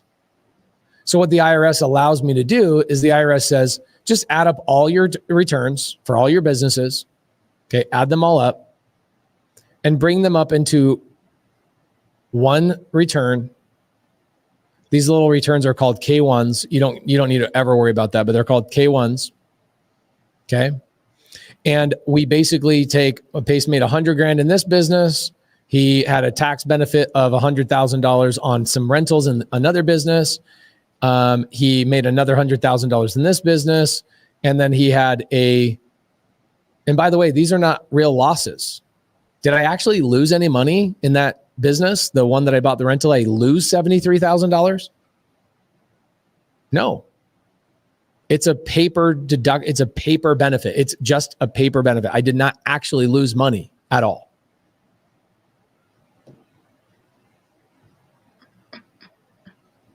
It is crazy. It is absolutely crazy that this is not just legal, but this is what every politician does. This is what the majority of business owners I know do. And we don't pay taxes. Now, I pay taxes. I said at the very beginning, I paid $4 million last year in property taxes, consumption tax, employment tax. I have 600 employees. So I pay a lot of taxes. I have to pay a tax for the right to even have an employee times 600. I'm all about paying taxes. But if I have the benefit, okay. Mike C says, if I buy with a mortgage, you still get the full purchase price benefit. Yes. Cool. If I have rental income, then I could just buy property every year and not have to pay taxes. That is correct. All right, cool. So Caitlin, you've learned some stuff right now, right? Yeah. So I wrote down the formula to find out your yearly tax benefit is you take your purchase price and then you multiply by 0.7, then you divide it by the yearly terms. Yep. And that's it. Okay. Yeah. Why 0.7 is because we got to remove the land. And typically the land is worth like 30% of the value of the property. So you remove the land because they're not going to give you tax benefits on dirt, right? They're like, the dirt is going to be the dirt in 30 years and 50 years and 100 years. It's not going to fall apart. So we're not going to give you tax benefit. So we're only going to give us tax benefits on roughly 70% of the purchase. Okay. Which is the house. So you take the 70% of the house, which was what? I can't forget the number, but I think I erased it. It's like 2 something. And then you divide it by 27 and a half years. And if you want, some houses you can take the yearly deduction every year. And other houses you can take 7 years up front. Caitlin, if you and I are partners and we buy a property together and I take 7 years up front, when is the next time I can get tax benefits on that property? In 8 years. That is correct. You got it. Boom, boom, boom. So I still can continue to take tax benefits on that house. I just have to wait until I catch up with all the 7 years. Okay. Right. Eddie Sports says, how are you going to cash flow on the property? I actually have a long-term tenant in that property that took over the house. I'm netting like $400 a month. Okay. Ty says, yep, the tax code is a treasure map on how to legally pay little to no tax. Now, why though? This is the thing that I did not understand, Caitlin, of like, this sounds like hyper manipulation. This sounds like everybody that doesn't know this is at a disadvantage. Why don't they teach this to us? Why do they give these rich people all these benefits? This is BS, blah, blah, blah, blah, blah. But when you really understand what they're doing, they're incentivizing me as a real estate investor to provide affordable housing to the marketplace, which is something the government doesn't know how to do. And so their solution is like, this is simple. Let's give people tax credits. Have you ever heard of opportunity zones? Not really. Okay, so I'll give you a couple more things and I'll wrap it up. Okay. Hopefully you've learned some stuff today. Yeah, I want to implement what you're learning, but I want to join your community first. My boyfriend has like $100,000 to train that he wants to be a Gator with, but we're gonna join after I make money from my Amazon business. Oh, sick. Okay, cool. All right, so let's check this out. Mesa, Arizona. Okay, Mesa, Arizona is where I live in the wintertime because it's hellacious in the summertime. It's like 125 degrees every day. So I moved to Montana during that time frame. My house is over here. Actually, that's my house right there. Boom. Okay, but that's not my house. This is my house right here. So I live right here, but we go to the movies. Me, my daughter, we'll go on a little date and we'll go to this little movie area right here. Fat Cat Mesa, Sprouts Farmers Market, In-N-Out Burger, by the way, way better than stupid freaking Whataburger. You people in Texas think you have good burgers. In-N-Out Burger is where it's at, guys. Come on. So look at this. For the longest time, there was nothing here. In fact, if you go north, look how there's no city up here at all. It's an Indian reservation. So why is there an In-N-Out Burger right here and a Sprouts Farmers Market and a Fats Cat Mesa? And why are they filling in with all these apartment complexes all of the sudden? It's because the government comes along and says, we really need some areas in town to get developed. Let's create what is called an opportunity zone where we don't charge taxes to the developments and the people that own businesses in these areas to incentivize growth and people to come in and build businesses there. There's no difference to an opportunity zone and the depreciation. They are incentivizing people like us to go and do the things they need us to do. So this isn't just somebody who's like, oh man, I really love my Republican buddies and I want to give them a tax benefit. That's not how this works. It is the government saying, what are we really lacking right now? And it's affordable housing. And so the government gives us the ability to own real estate, get math. If none of my properties cash flow ever, I do not care. Now, do my properties cash flow? Of course. But do I care if they cash flow? No, because that's not where I've gotten rich. I've gotten rich off the properties going up in value, the mortgage getting paid down by my tenant, and the tax man giving me massive benefits so I don't have to pay taxes. Can you explain why the opportunity zone was there? Like, is it because it's an Indian ground or something you said? No. I'm saying there's an Indian reservation right above it. Okay. Which means that there's not a lot of development. Like why was this an area that they wanted somebody to come in and build is because there wasn't any activity over here. And so what it was is you've got these little neighborhoods right here, right? Small enough, right? Like this is the edge of the whole city. Look at this. See how far out right that is on the city? Yeah. It's way out here. Way out here. The main city is all over here. Phoenix, Tempe, Scottsdale, all of this is the main city. Way, way, way over here is underdeveloped land. And the government looks around and says, man, these people over here need to be incentivized. These people over here there's no restaurants. Nobody's over here doing any development. There's no movie theater. The closest movie theater you can go to is all the way down here at this stupid place right here.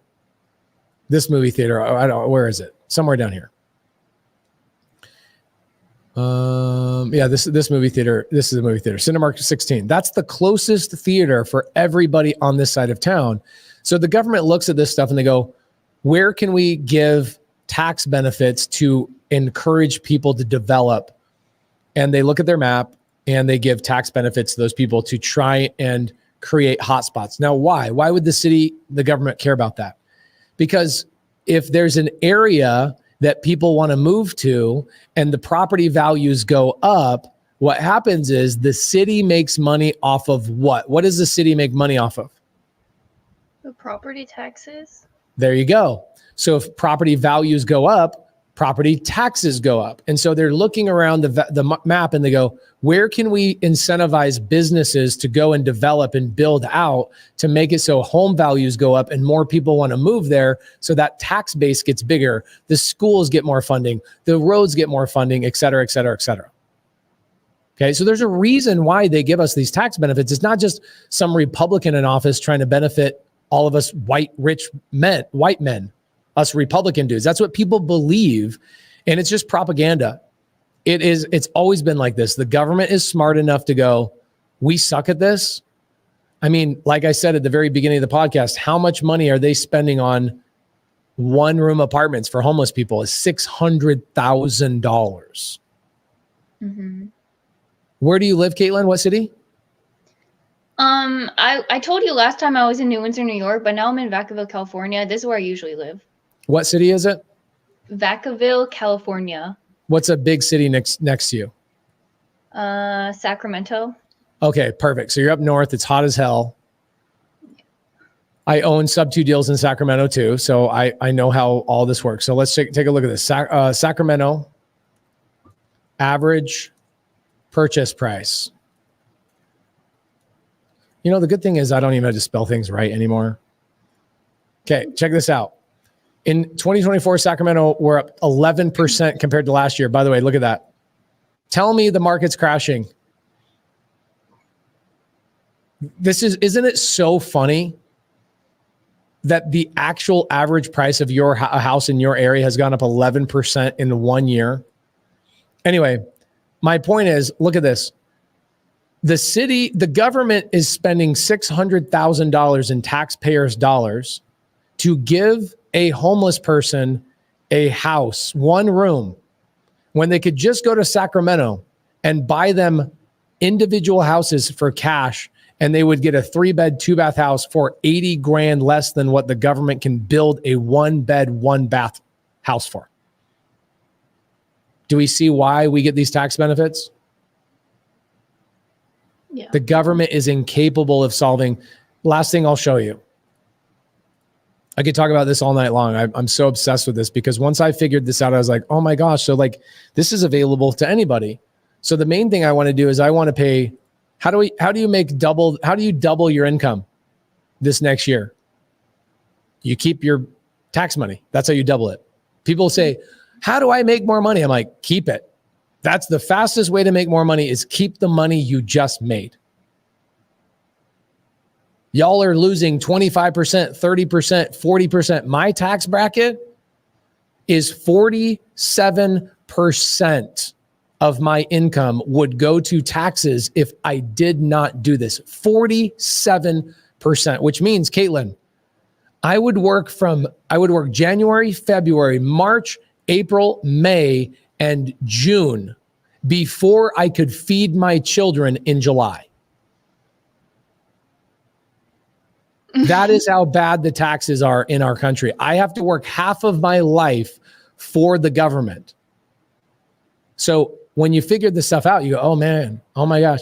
Are Democrat cities better or Republican for investing? What do you guys think? Let's just be honest. What do you guys think? Republican. Republicans, because they believe in pro-business. Pro-business means pro-landlord. Pro-landlord means I want to own the real estate there because I'm not going to let people just not pay their rents, right? I want to be able to evict them, okay? Sorry for you Democrats. The reality is we're all wrong, okay? The reality is Republicans are wrong. Democrats are wrong. You guys want to watch the most interesting YouTube video I've watched in like 5 years? Sure. Okay. I sent it to my wife twice because I was like, this is so good.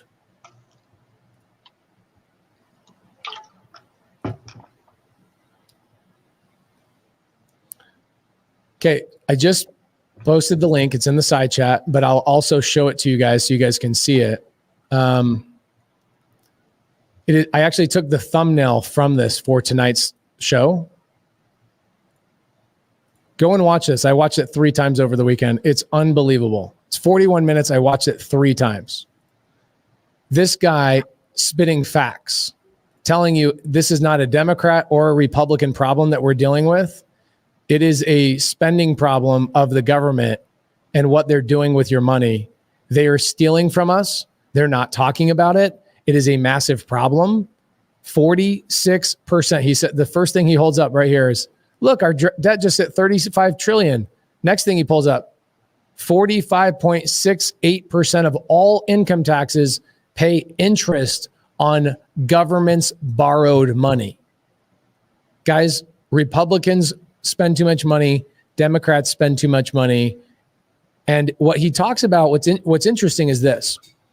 He says, if the Democrats had it their way and we raised the taxes at the highest possible tax rate the Democrats are proposing, and then on the Republican side, the Democrats stopped spending money on the things the Republicans are constantly complaining about, and both sides got their way, our country would still go into debt every year, $1.5 trillion every single year. What are they buying? The biggest problem in our country, and for the people that work for the government, you're going to hate me for this, but the biggest waste in our government is government workers. Massive issue. We have way too many government workers. Have you ever talked to a government worker? Yeah. Are they the brightest people in the world? And should they have a pension that they can retire in 20 years? Like, think about this.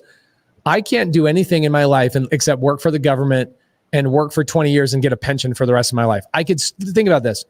I start working for the government at 18. At 38, I can retire with a full pension. At 38, Caitlin, we're paying pensions of people that retired 50 years ago. You are. I am. That's absolutely not fair at all. Yeah, and there you go. Candace hit it really hard, really good. It is absolute thievery what they're doing. They've done 6,000. They've done like research into where our money gets spent. There's been times where contractors will charge a government official $6,000 for a toilet seat. But if the taxpayers are paying for it, then why is it debt? Because, why is it debt? What do you mean? Because it's getting paid for, by us. No, it's not. Why? Because we only collect $4 trillion a year in taxes, and the government spends $6 trillion.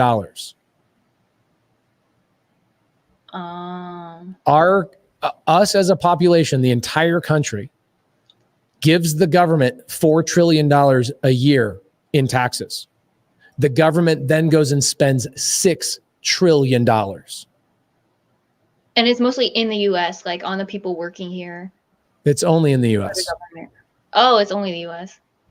Yep. I thought people say like the U.S. owes stuff money to China. Yeah, where do you think we're borrowing our money from?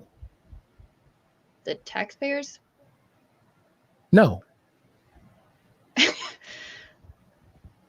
The bank? Here's how. Oh my gosh, this is so. Caitlin, gosh dang it, this is too good. Everybody needs to learn this. Watch this. This is what happens. Here's the government right here. Okay, Mr. Government.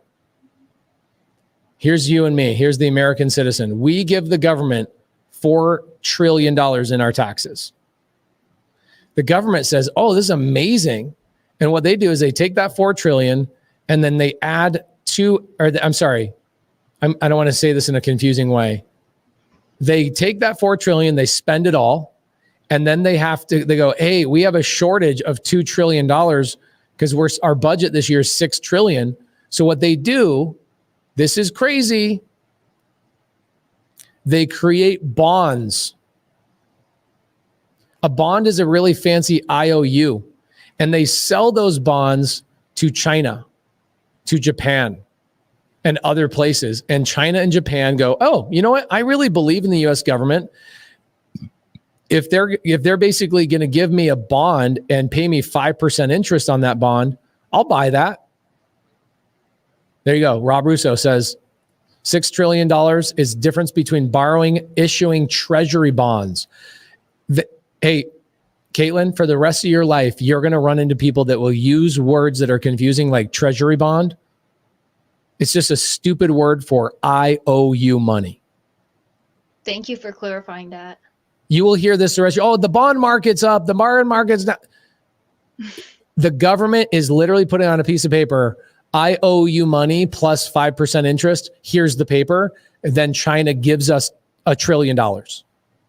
That's issuing a bond.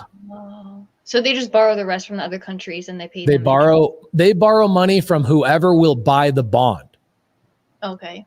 Okay. There's people that are dumb. I think people that buy bonds are dumb.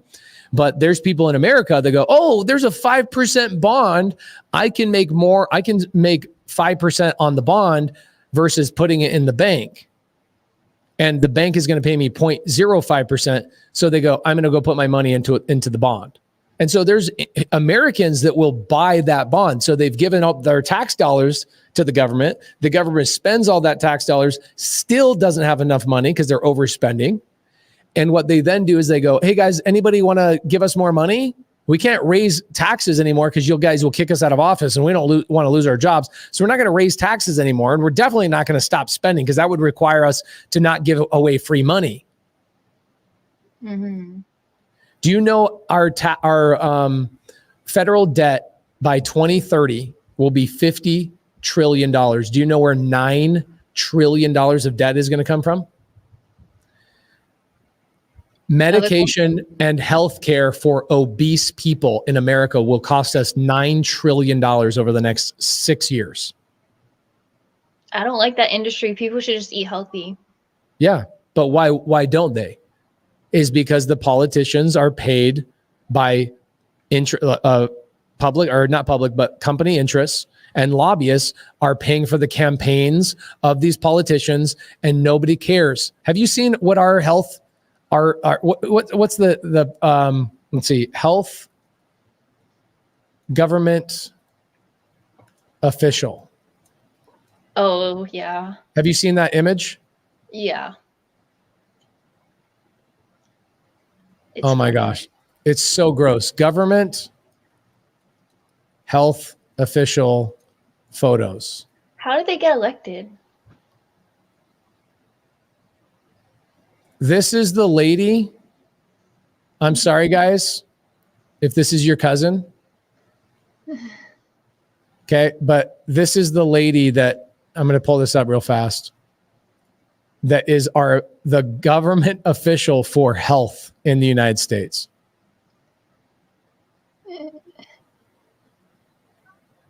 The guys to her right and left are like, yo, how did this lady get this job?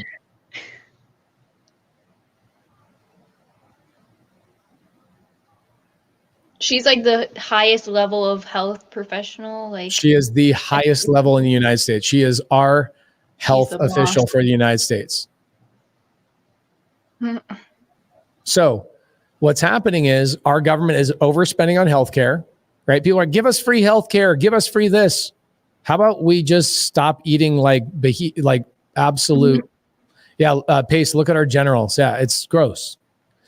Our obesity rate is close to 50%, guys. 1 in 2 Americans are obese. 1 in 2 Americans are obese. Take a couple of minutes. Okay. So X Capital Venture says, Pace, how can we implement what you just showed us? Is this tax planning, post-corporate structure?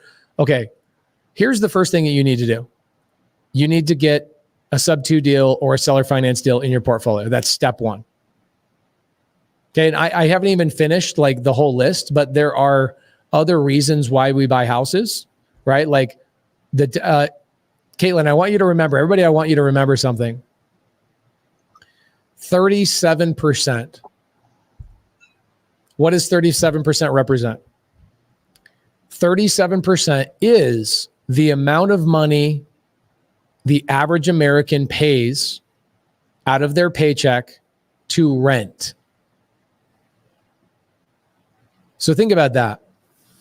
It is the number one biggest need of a human being beyond food is shelter. So 37% of everybody's paycheck pays down my debts. It is called leverage. And it's how the rich get richer is we leverage. We take on debt and then we have somebody else pay that debt off for us and we get the credit for that paid off debt, not the tenant. Some people say it's immoral. I look at it and go, you can learn this stuff on YouTube as well. Like here we are hanging out. There's between our Facebook group and YouTube, I've got 300 people on here tonight. There should be 50,000 people on here. Right? I have 300,000 subscribers. We get 7 million views a month on our YouTube channel. And because I do this podcast so late at night, it's 10 o'clock at night, I get very few viewers. Usually if I do it in the middle of the day, I'll get a couple thousand people. But even people that are subscribed to my channel are not here. Yeah. I think it's the food, because when you eat healthy, you have more energy to go after what you want. Yes. So there's a big reason why we buy real estate, and cash flow is important. It's great. But the reason people buy houses, or they think they buy houses, like Caitlin, you're in a very different situation than I'm in right now.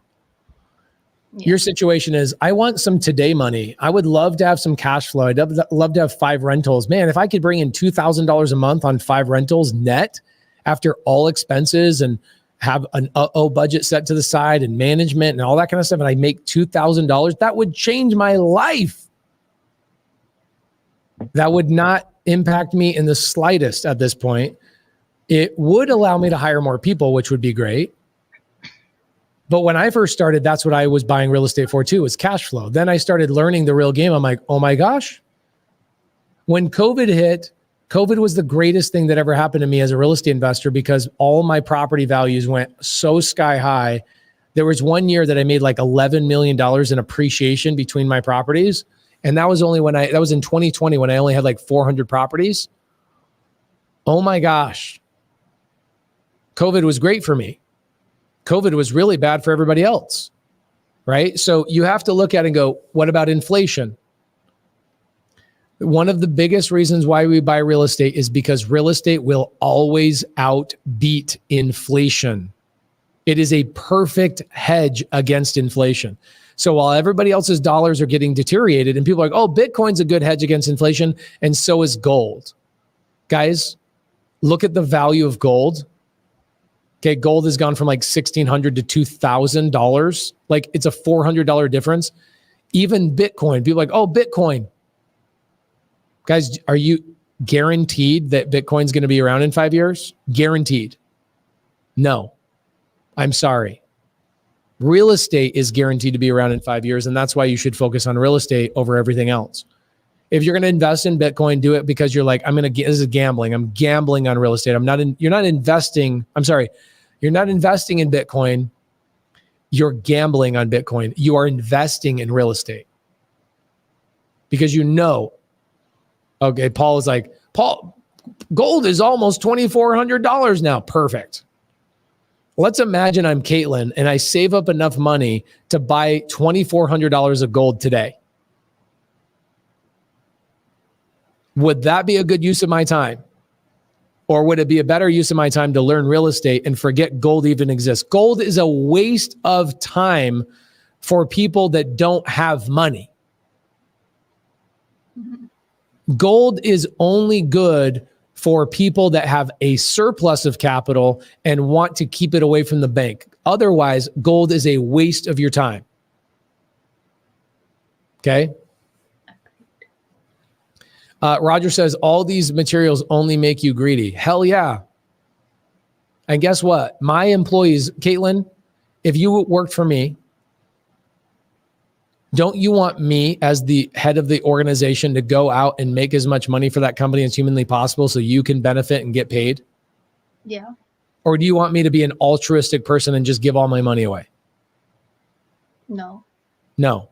I don't care how young you are. I don't care how socially weird you are, because the world now doesn't believe people should be making money.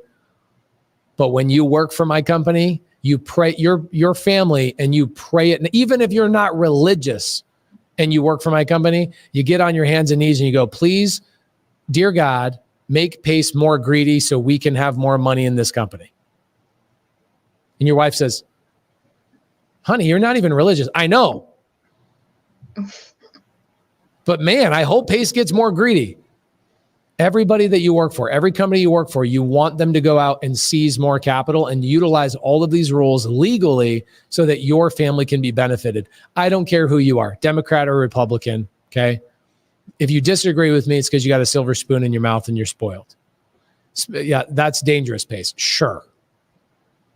I'm making a point. Read between the lines, my friend. How is it living in your brain that you think I'm being literal? I'm making a point, guys. I'm making a point. Okay. Caitlin, did you learn anything tonight? Yes, a lot. Thank you so much for allowing me to be on here with you. No problem. Now, Caitlin, here's the thing you got to remember. Again, a lot of this stuff is a waste of your time. Even what I taught you today is a waste of your time if you're not actively trying to buy real estate. These are all benefits you get after you get real estate. So remember that Instagram live I did with you a couple of weeks back. I said, the number one skill you should acquire is where do deals come from and how do I structure them with creative finance so I can get them in my portfolio. Then all the benefits come to you after the fact. Okay. Yeah. So if you guys are out there and you're like, I want leads, I want to know where deals come from, DM me the word leads and I'll give you guys, I think it's a 3-hour training that shows you guys how to generate 25 leads in 25 minutes. And Tamisha says, our company is cutting bonuses by 25%. That's not a fun feeling. When you're feeling it the opposite way, you want your company. Thomas says, is this going to be posted on your channel later? Hell yeah, bro. Hell yeah. Caitlin, you were awesome, guys. Give Caitlin some love and some appreciation for coming on here, being patient with me for the last 2 freaking hours we hung out here tonight. Wow. It's a lot of work. Appreciate you guys. I'll be back every Monday, 7 p.m. Arizona time. We'll be doing stuff just like this every single Monday. Come in, raise your hand, come up on the screen with me. Let's hang out. I'd love to chat with you about your issues, your questions, your concerns, your roadblocks, all of that kind of stuff. We'll see you guys next week.